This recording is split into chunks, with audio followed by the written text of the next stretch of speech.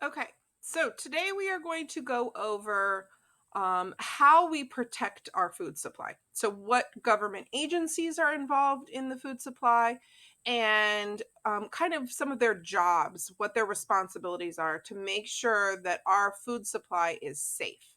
All right, so as we start, what do you guys think? Is our food supply safe? Okay, so simply turn your, if you're live with me, turn your video on and just give me a thumbs up, thumbs down. Safe, thumbs up. Unsafe, thumbs down. Okay. All right, I'm seeing lots of thumbs up. Okay, good. You guys are feeling good about our food supply. Awesome. Okay, so we are going to watch this quick clip on how these guys feel. All right. Do they trust our federal government agencies with our food supply?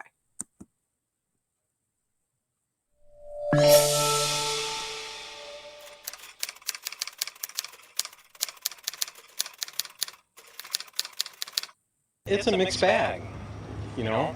Um, a lot of those guys are trying to do the right thing, and some of them are just trying to keep their jobs, and those don't always go together. Yes and no. I do think that the people in the government, they're human like the rest of us, and there are lobbyists that talk to them and they try and push their agenda, and a lot of times they get what they want. So I want to trust our government to do what's best for us, but I think, like I said, everyone's human and we can't be 100% trusting in everyone, or else that would be kind of naive. I think it depends on the people that are out doing the work and doing the inspection. I think it's no different than any other business. It's a people business, and when people care about what they're doing, they'll pay more attention. You'll get a better result. But generally, sure, I trust them. No, I think they're politically driven, too politically driven, so and to meet the needs of the large corporations. I trust like that they're trying their best, but at the same time I also think that they also make money off of the companies who give them money to do stuff as well. So I think that they also have some bias. I don't think anyone really is out there for the for the best interest of the consumer. I trust them to do the right job, just I'm not sure if they can do it as efficiently as I would like. I think you do, but it's like anything. I mean, they can't see everything. They can't be everywhere. Things can slip through the cracks. I mean, that happens. So we have to trust. I mean, we have nothing else to do. Yes, I do, but I also feel that government agencies are only as good as the voter allows them to be and makes them accountable. Because as we know, politicians are in the business of making themselves rich and not serving us.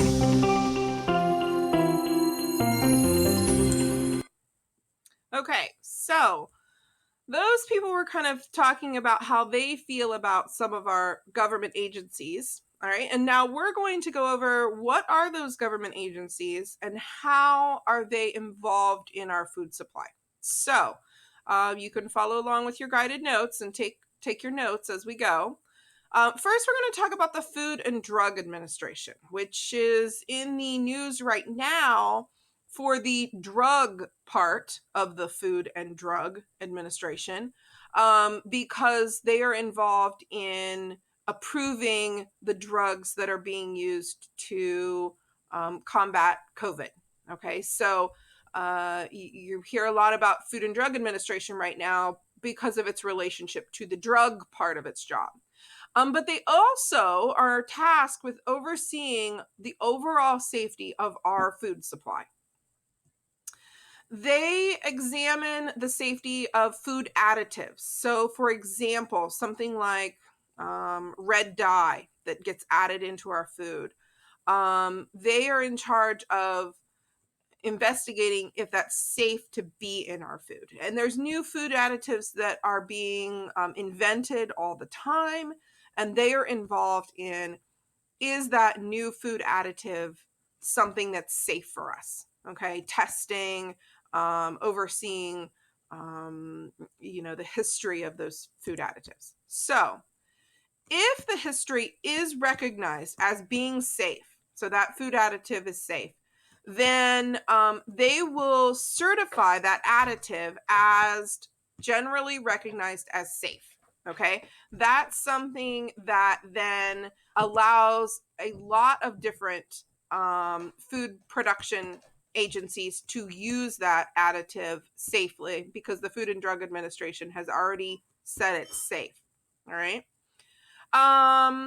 The Food and Drug Administration also oversees the use of fat replacers. So we have a lot of things in the industry now that are fat-free or reduced fat, and they're added to our food. The fat replacers are added to our foods in order to still keep that taste and texture that we like. For example, cottage cheese. Okay, you can get regular cottage cheese or you can get the fat-free or reduced fat cottage cheese. But if you get the fat-free and the reduced fat, you still want it to taste the same. So food manufacturers put in these fat replacers in order to keep the taste and the texture the same. Okay, the FDA requires all food processors to use hazard analysis and critical control point procedures. Okay, and the one thing that you can kind of think about this is that it's keeping records on the food supply chain, so that if we need to have a recall of something that's bad for that has been found to be contaminated, we can go back and we can trace the food supply chain back to maybe find where the problem occurred. Okay. The FDA judges the safety of food processing methods such as irradiation. And irradiation is exposing food to high intensity energy waves in order to increase our shelf life and kill those harmful microorganisms. Now, we talked about what are harmful microorganisms versus microorganisms that we like. Okay, we like the yeast in our bun, we like the cultures that make our cheese and yogurt, but we don't like those microorganisms that cause us to be sick. So irradiation is a form of treating the food in order to kill those microorganisms. Now, when irradiation first came out, people thought it would like be really harmful. It could cause cancer. There were all kinds of worries with irradiation. And so I believe there was a push in the government to mandate that if you used irradiation, that you would have to then put like a sticker on the meat in the grocery store that said, this beef has been irradiated, or this chicken has been irradiated, and have like a big sticker on the food in the grocery store so that people knew if they were eating irradiated beef or not.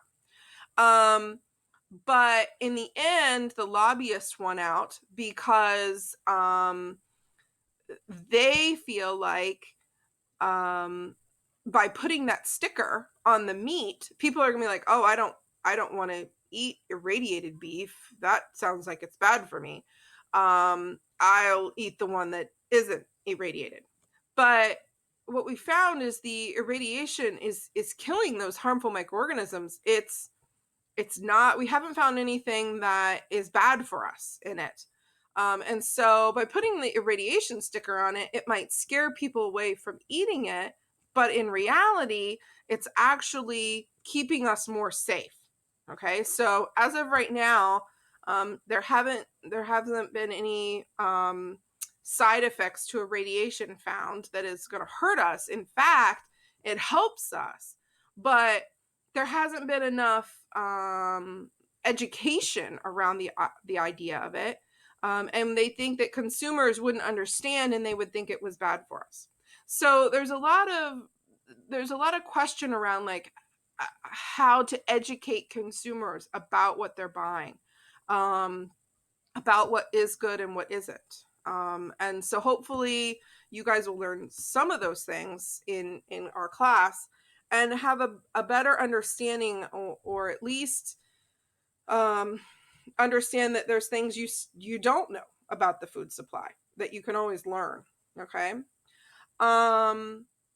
Okay. So the FDA is in charge of they're the people that are going to issue the recall if food is found to be unsafe. Okay. And that food would then have to be immediately removed from all grocery store shelves.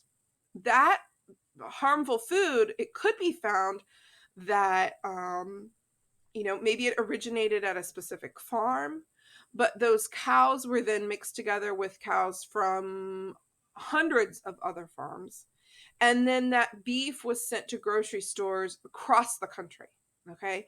So depending on where the contamination happened, it can affect a lot of food. And that food then has to just be pitched. That also happens sometimes with like lettuce, with different foodborne illnesses. And I'm sure as you guys are doing your research about things like listeria, and E. coli, you may be finding information about how lettuce can be contaminated with foodborne illnesses, and how there'll be times you go to the grocery store and there's like no romaine lettuce anymore because they've recalled like everything. Or there's a big recall and that scares people to buy romaine lettuce, even though the romaine lettuce was only contaminated from the lettuce that was coming in from Mexico. But all of the American lettuce, there doesn't seem to be any problems with it because it was found to be from a farm in Mexico. So I'm just being generalizing there, but it can be like one country's imports that are causing the problem, but it scares people who aren't knowledgeable about the subject, and therefore they don't want to eat romaine lettuce at all. So it can affect one farmer's bad decisions can affect the entire food supply of a specific food very easily. Okay, that was the FDA. All right, now we're going to talk about the Environmental Protection Agency, the EPA. Okay, the EPA is tasked with monitoring how food production is affecting our land and air and water.